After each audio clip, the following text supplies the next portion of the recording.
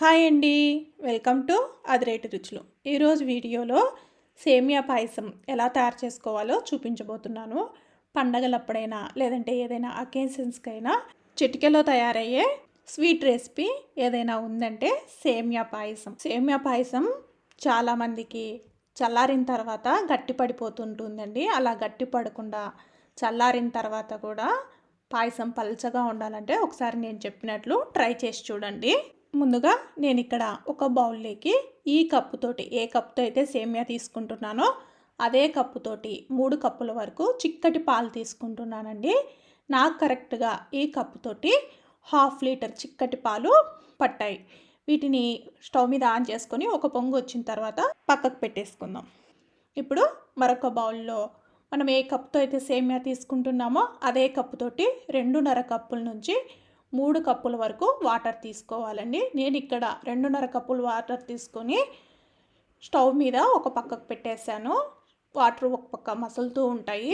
ఇప్పుడు మరొక పక్క స్టవ్ ఆన్ చేసుకొని ప్యాన్ పెట్టేసుకొని ఇందులోకి 2 టేబుల్ స్పూన్ల వరకు నెయ్యిని వేసుకొని, నెయ్యి వేడెక్కిన తర్వాత ఇందులోకి 2 టేబుల్ స్పూన్ల వరకు జీడిపప్పులు, అలాగే 1 టేబుల్ స్పూన్ వరకు ఎండు కొబ్బరి వేసుకొని వేయించుకోవాలి. ఎండు కొబ్బరి నచ్చకపోతే స్కిప్ చేసేసేయండి. జీడిపప్పు, ఎండు కొబ్బరి కాస్త వేగిన తర్వాత ఇందులోకి ఇప్పుడు 1 టేబుల్ స్పూన్ వరకు ఎండు ద్రాక్ష కూడా వేసుకొని వేయించుకోవాలి. ఎండు ద్రాక్ష వేగడానికి టైం పట్టదు కదా, సో సగం వేగిన తర్వాత వీటిని వేసుకుంటే సరిపోతుంది. చూడండి, ఎండు ద్రాక్ష కూడా వేగిపోయింది. ఇప్పుడు వీటిని ఒక బౌల్లోకి తీసేసుకుందాం.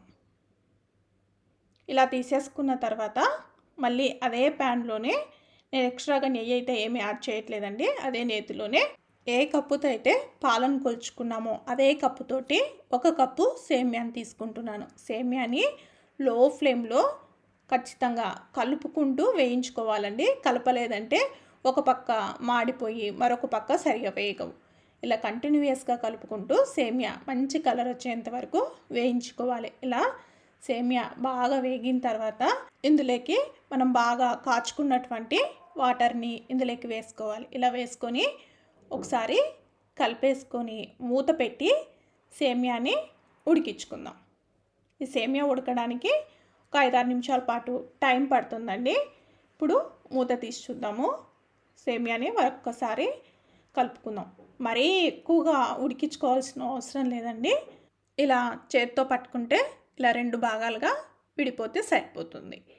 ఇప్పుడు ఇందులోకి మనం ఏ కప్పుతో అయితే సేమియా తీసుకున్నామో అదే కప్పుతోటి 1/2 కప్పు షుగర్ వేసుకోవాలి. ఖచ్చితంగా షుగర్ సరిపోతుందండి ఈ కొలతతోటి. ఇప్పుడు ఈ షుగరు కరిగేంత వరకు కలుపుకోవాలి. ఇలా షుగర్ మొత్తం కరిగిపోయిన తర్వాత ఇప్పుడు మనం కాచుకున్నటువంటి పాలని ఇందులోకి వేసేసుకోవాలి. ఇలా వేసుకొని స్టవ్ అనేది లో టు మీడియం ఫ్లేమ్లో పెట్టేసుకొని పాలనేటి అడుగంటకుండా మధ్య మధ్యలో కలుపుకుంటూ కాస్త చిక్కబడేంత వరకు ఉడికించుకోవాలి. ఇప్పుడు సేమియా కాస్త చిక్కబడిపోయింది కదా, ఇప్పుడు ఇందులోకి 1/2 టీ స్పూన్ వరకు ఇలాచీ పౌడర్ వేసుకొని ఒకసారి కలిపేసుకుందాం. ఇలా కలిపేసుకున్న తర్వాత ఇప్పుడు ఇందులోకి ముందుగా వేయించి పెట్టుకున్న జీడిపప్పు, కిస్మిస్, ఎండు కొబ్బరిని ఇందులోకి వేసేసుకోవాలి. ఇలా వేసుకొని ఒకసారి కలిపేసుకుందాం. చూడండి, సేమియా అనేది కాస్త పల్చగా అనిపించినట్లుంది కదా, ఒక్క 10 నిమిషాల పాటు పక్కకు పెట్టేసుకుంటే కాస్త చిక్కబడిపోతుందండి.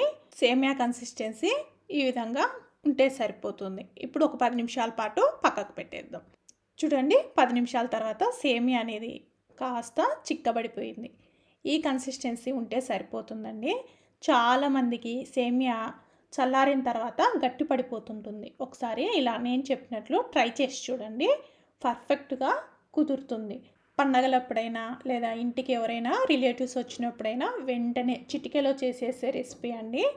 సింపుల్గా ఇలా సేమియా పాయసం చేసి పెట్టండి, చాలా ఇష్టంగా తింటారు. మీకు ఈ వీడియో నచ్చినట్లయితే లైక్ చేయండి, షేర్ చేయండి, అలాగే కామెంట్ చేయండి. Thank you everyone.